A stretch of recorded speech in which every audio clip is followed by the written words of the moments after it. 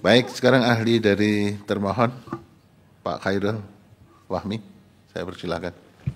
Terima kasih Yang Mulia. Assalamualaikum warahmatullahi wabarakatuh. Waalaikumsalam. Alhamdulillahirrahmanirrahim. Allahumma shalli ala sayyidina Muhammad wa ala sayyidina Muhammad. Majelis Hakim Konstitusi yang saya hormati, pemohon, kuasa pemohon, KPU, termohon, Bawaslu, pihak terkait dan kuasanya. Terima kasih kepada Yang Mulia Majelis yang beri kesempatan saya untuk menyampaikan keterangan ini di sidang yang amat berbahagia ini.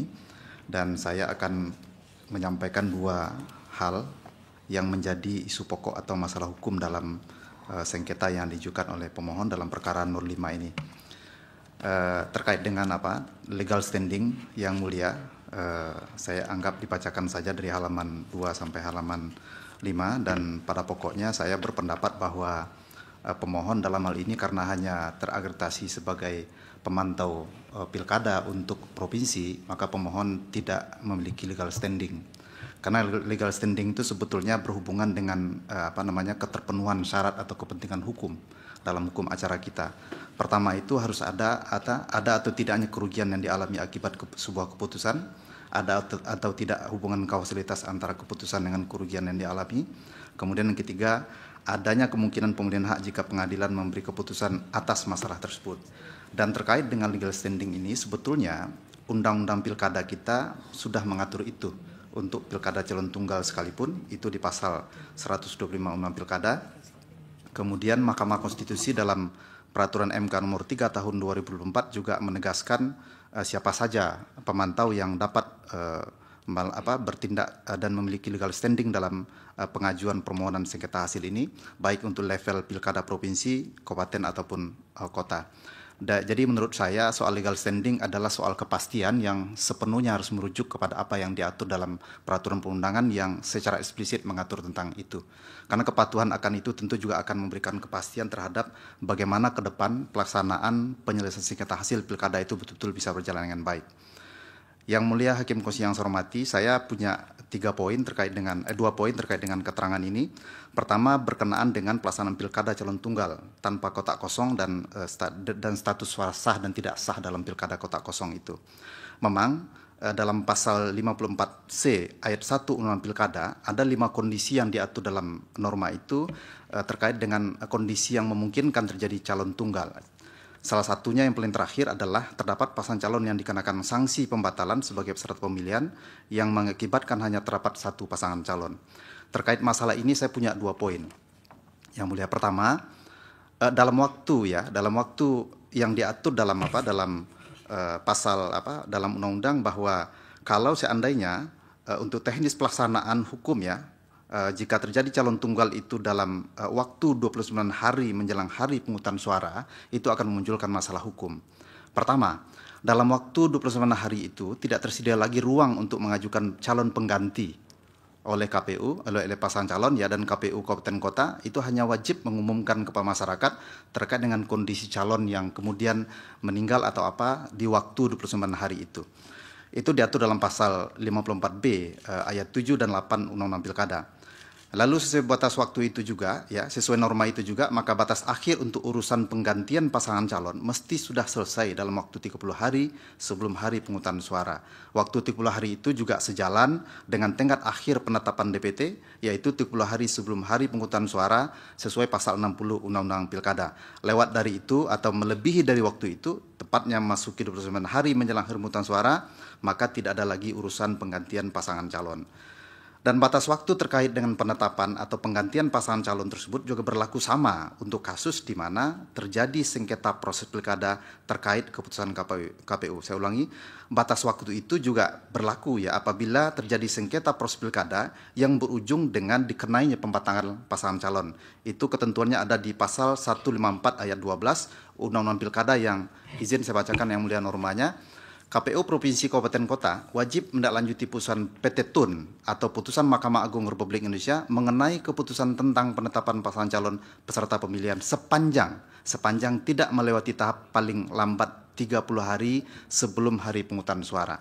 Jadi batas waktu penggantian pasangan calon atau menetapkan kembali pasangan calon yang telah didiskualifikasi berdasarkan putusan pengadilan dalam waktu 30 hari sebelum hari pemungutan suara serta perintah Undang-Undang Pilkada agar KPU Provinsi Kabupaten Kota mengumumkan calon yang meninggal dunia dan yang telah dibatalkan secara implisit menghendaki agar tidak ada lagi perubahan terhadap teknis pelaksanaan pilkada termasuk mengenai surat suara.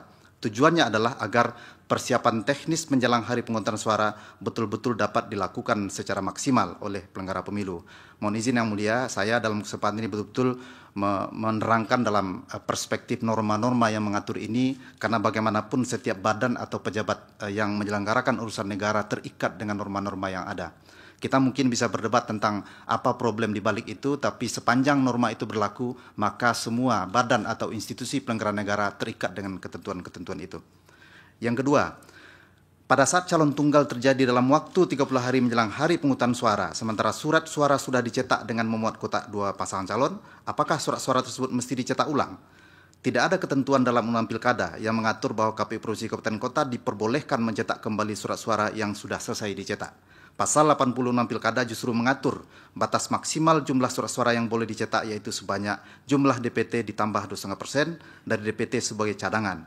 Jika ketentuan terkait tenggang waktu penggantian calon atau pasangan calon dihubungkan dengan ketentuan waktu penetapan DPT dan jumlah surat suara yang boleh dicetak oleh KPU Provinsi Kabupaten Kota, terdapat hambatan hukum bagi KPU Provinsi Kabupaten Kota untuk mencetak kembali surat suara. Sebab jika itu dilakukan, KPU Provinsi Kabupaten Kota dapat saja dituduh melakukan pencetakan surat suara melebihi dari ketentuan yang diatur Undang-Undang Pilkada, sehingga tindakan tersebut dapat dikenai ancaman pidana sesuai pasal 190A Undang-Undang Pilkada. Dua hal di atas pada dasarnya secara implisit telah memunculkan dua kondisi dalam pelaksanaan pilkada calon tunggal. Pertama, pilkada calon tunggal dilaksanakan dengan kotak kosong karena kondisi calon tunggal terjadi sebelum 30 hari menjelang hari pemungutan suara.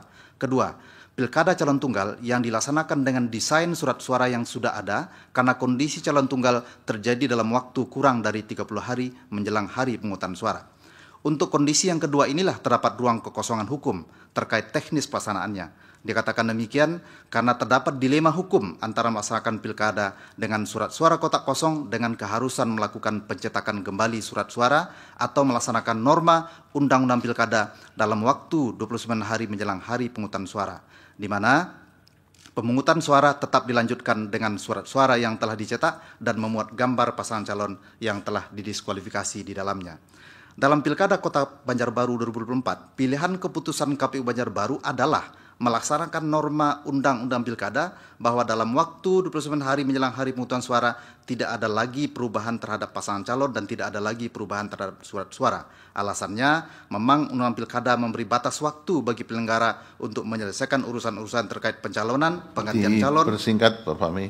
Baik, Yang Mulia. Atau pengumuman calon yang meninggal dunia atau dibatalkan. Di samping itu bisa saja karena faktor waktu dan seterusnya.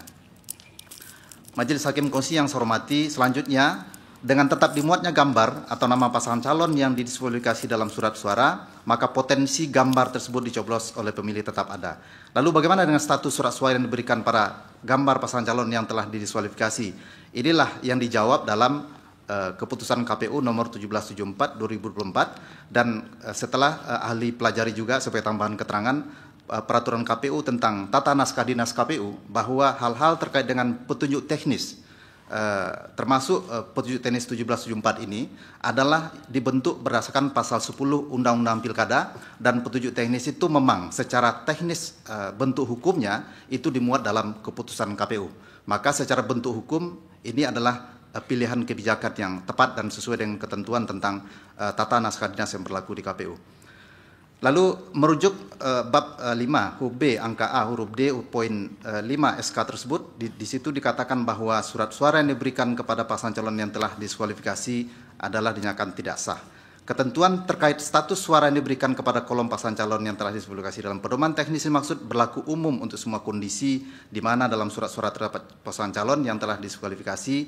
Berlaku umum itu maksudnya memang bahwa ada dilema di sini Yang Mulia, karena bagaimanapun sekalipun ini adalah sudah dituangkan dalam keputusan KPU, apakah keputusan itu berlaku hanya untuk calon yang lebih dari satu calon? Ini tidak diatur tegas. Namun karena dihubungkan antara keputusan KPU ini dengan ketentuan undang pilkada yang mengatur tentang batas waktu yang tadi itu, maka menjadi logis sesungguhnya bahwa KPU Banjarbaru memilih kebijakan untuk mengikuti pedoman ini dalam melaksanakan pilkada di sana. Waktunya habis, itu Pak Fahmi.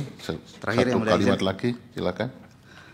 Terakhir, berdasarkan analisa yang diterangkan, ahli berkesimpulan bahwa pelaksanaan Pilkada Kota Banjarbaru tahun 2024 sudah dijalankan oleh KPU Banjarbaru sesuai dengan ketentuan peraturan perundangan berlaku terkait adanya persoalan berkaitan dengan pelaksanaan Pilkada calon tunggal, di mana kondisi calon tunggal terjadi dalam waktu kurang dari 29 hari menjelang hari pemungutan suara. Hal itu lebih dari dampak undang pilkada yang tidak mengatur jelas masalah ini. Oleh karena itu, seharusnya proses Pilkada Banjarbaru tetap diakui sah secara hukum, sementara terkait kelemahan undang pilkada cukup dijadikan rekomendasi dan catatan agar dilakukan perbaikan sehingga masalah yang sama tidak terjadi dalam pilkada periode berikutnya. Terima kasih Yang Mulia. Assalamualaikum warahmatullahi wabarakatuh. Waalaikumsalam.